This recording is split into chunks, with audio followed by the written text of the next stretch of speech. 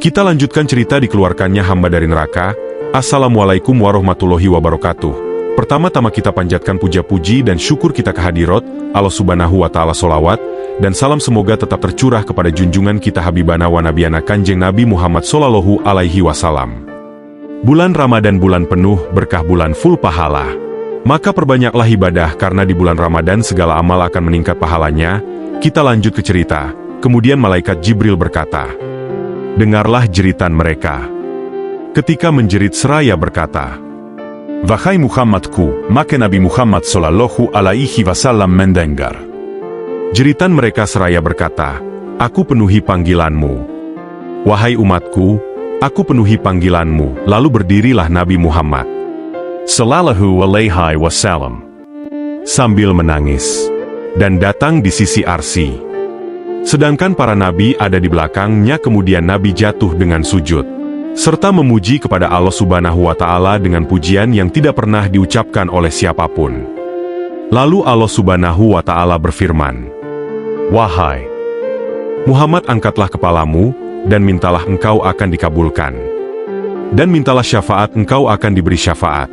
Maka Nabi Muhammad Sallallahu Alaihi Wasallam berkata, "Wahai Tuhanku, orang-orang yang durhaka dari umatku, pada mereka telah habis keputusan dan hukum perkaramu. Engkau jangan siksa mereka, semoga engkau memberi syafaat kepadaku tentang mereka." Maka Allah Subhanahu wa Ta'ala berfirman, "Telah aku terima syafaatmu atas mereka."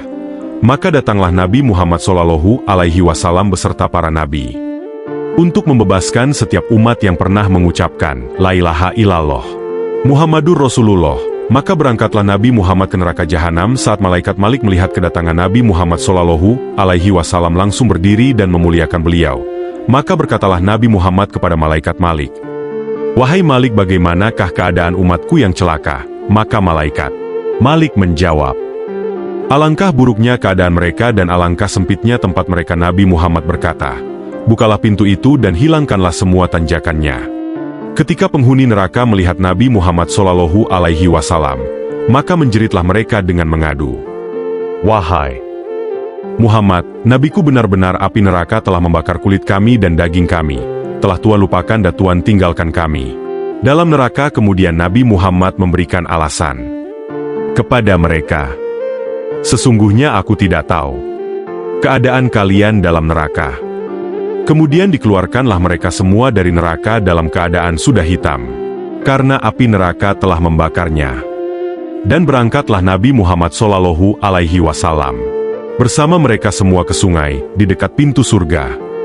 Sungai itu dinamakan Sungai Penghidupan. Maka mereka semua dimandikan di dalamnya dan keluar daripadanya dalam keadaan muda belia, tampan, yang sedang pada umurnya, serta bercelak.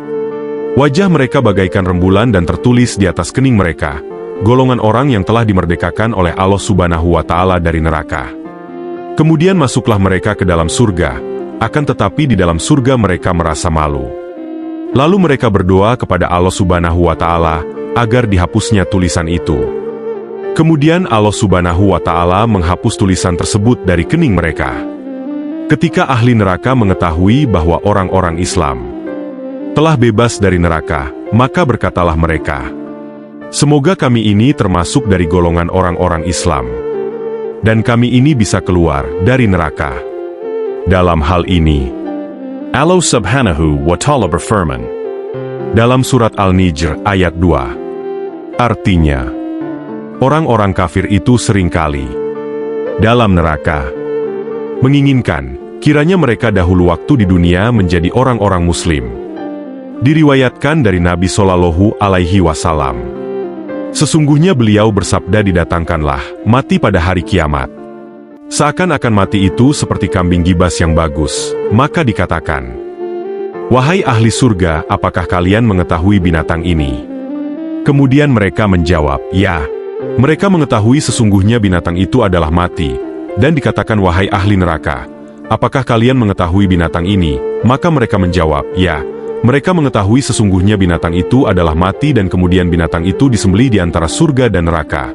Lalu dikatakan kepada mereka, "Wahai ahli surga, kekalah kalian yang tidak akan pernah mati di dalamnya. Wahai ahli nerakalah kalian, yang tidak akan pernah mati di dalamnya."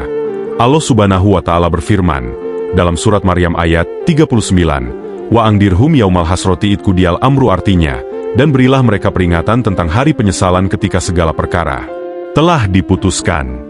Sekian dulu untuk cerita kali ini, dan nantikan cerita lanjutannya di cerita yang akan datang. Terima kasih kepada sahabat-sahabatku yang sudah menyimak cerita ini. Semoga Allah senantiasa memberikan keberkahan kesehatan, berkah rezeki, berkah umur, sehat selalu dan bahagia selalu. Mata yang melihat, telinga yang mendengar, hati yang meresapi, semoga menjadi saksi kebaikan sahabat semua nanti di hadapan Allah Subhanahu wa Ta'ala. Amin. Ya Rabbal Alamin. Akhiru kalam. Assalamualaikum warahmatullahi wabarakatuh.